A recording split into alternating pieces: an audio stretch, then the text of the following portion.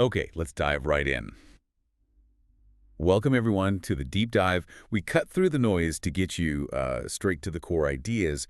Today, we're tackling something that sounds, well, maybe basic, but it's incredibly important how to actually talk about your daily routine in English. It's more than just listing tasks, right? It's about connecting. And for this deep dive, our source is Tam's English Echo. It's a channel that really focuses on making English learning, fun, simple, part of real life. Our goal here, by the time we're done, you'll have the tools to describe your whole day, morning till night, in English that sounds clear, correct, and just natural. Exactly. And it's fascinating, isn't it, how often we actually do talk about our routines, maybe without even thinking about it. It's fundamental for connecting with people. If you think bigger picture, mastering these simple descriptions, that unlocks so many conversations down the line. Yeah, it's true. So what seems basic can be, well, really powerful for a learner. It builds momentum. That momentum idea is key. Mm. Because describing your day, getting that sequence right, it gives you confidence. Right. Each little success, like saying I wake up at 7 correctly, it pushes you forward. It's like the perfect on-ramp to getting more fluent because daily routines are, universal. We all have them. We've all been there, though, haven't we? Trying to explain your day in another language, and it just sounds like a shopping list of verbs. Yeah, a jumbled list. Exactly. And Cam's English Echo, they start smart, right at the beginning with things like I wake up, I brush my teeth, I get dressed. Seems obvious, maybe, but getting those right is the foundation. It's the absolute core vocabulary. It is the foundation. Think of them as the basic data points of your day.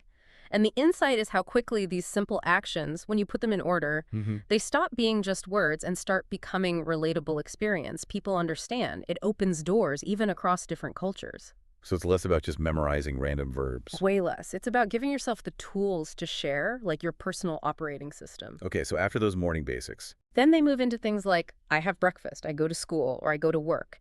And notice how direct those are.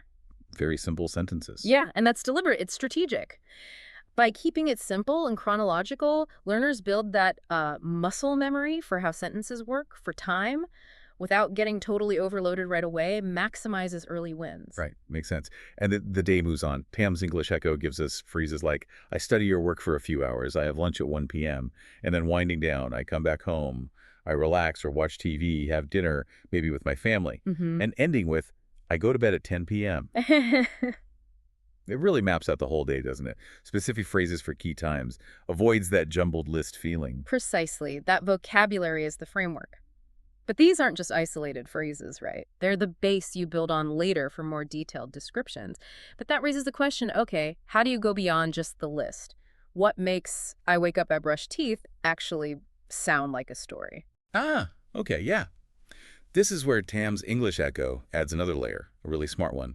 Time expressions. These are like the rhythm section, making it sound like a narrative. It's just a flow. Exactly. They teach things like in the morning, in the afternoon, in the evening, and at night. So instead of just I wake up, it becomes I wake up at 6 in the morning. Small change, big difference. It is a big difference. And knowing when to use in versus at night, but in the evening, that trips people up. Tams simplifies it. Adding those time expressions is just vital for clarity, for flow. I take a shower in the morning. I have lunch at 1 in the afternoon, or maybe I take a short nap in the afternoon. These phrases, they slot your activities into the day so elegantly. Yeah. It's not just what you do anymore, it's when. Adds that crucial context, paints the whole picture for whoever you're talking to. It's like going from a sketch to a full painting. Absolutely. And it carries through the whole day in their examples. Like I go for a walk in the evening, or I read a book in the evening. Keeps that structure going. Right. And then wrapping up, I brush my teeth at night, I go to bed at 10 p.m. at night. These make it sound much more natural, like a real person talking about their day. Chronological signposts, basically. And what's really interesting then is how the source pivots to dialogue practice. Oh, yeah, the role play. Exactly. It shows how these sentences actually get used between people, not just you describing yourself, but interaction. Crucial step. Definitely. They have the short role play, two friends talking. Great way to see the phrases in action, moving from just understanding to actually, using them. Like asking, what time do you wake up? And the answer, I wake up at 6 o'clock. Yeah. Simple call and response, but it demonstrates it perfectly. That back and forth really helps, I think. You hear questions like, do you have breakfast early? And the response, yes, I usually eat at 7 a.m. It shows the natural flow, how to answer, how to ask. Right. And then what do you do after that? I go to work and come back by 5 p.m. It's simple, but it shows how a whole exchange builds up from these core bits. So effective. And the genius bit, I think, is that Tam's English Echo really encourages you, the learner, to participate actively. They say, like, pause the video, practice the conversation yourself, maybe even write down your answers. Right, getting you involved. It bridges that gap, doesn't it, between just getting it and actually doing it, producing the language. That's how you build the fluency muscle, internalize the patterns. Yeah, not just memorizing. And that flows right into the next part, the make your own routine section. This is where you, listening, take all this and make it personal. Your turn. Exactly. The source gives this super helpful structure. In the morning, I. In the afternoon, I. You get the idea. Evening, night. It's like a scaffold. Yeah, a template for your own daily story. And this personal practice, that's the ultimate test, isn't it? And the best reinforcement. They give an example. In the morning, I wake up at 6 and take a shower, and so on. Afternoon, go to class, eat lunch. Evening, relax, watch YouTube.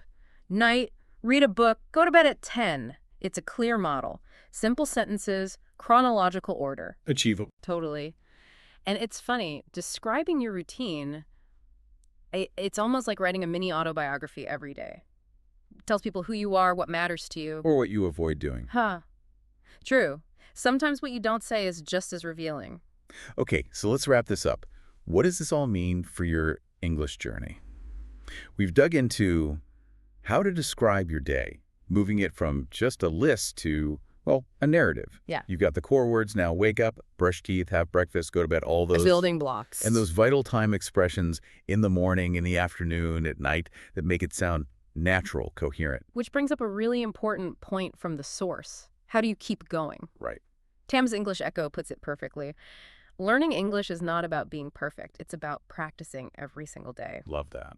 A little progress each day adds up to big success. And that's true for everything in language learning, not just routines. Just keep at it, even a little bit. Consistency is key. So here's something to think about as you start practicing, describing your own routine. Beyond just getting the English right, what might you actually notice about your own day, your own habits, that maybe you hadn't really thought about before? Interesting. Or, flipping around, how could sharing your routine even simply help you connect with someone else? Maybe you understand their day, their culture a little bit better, something to ponder.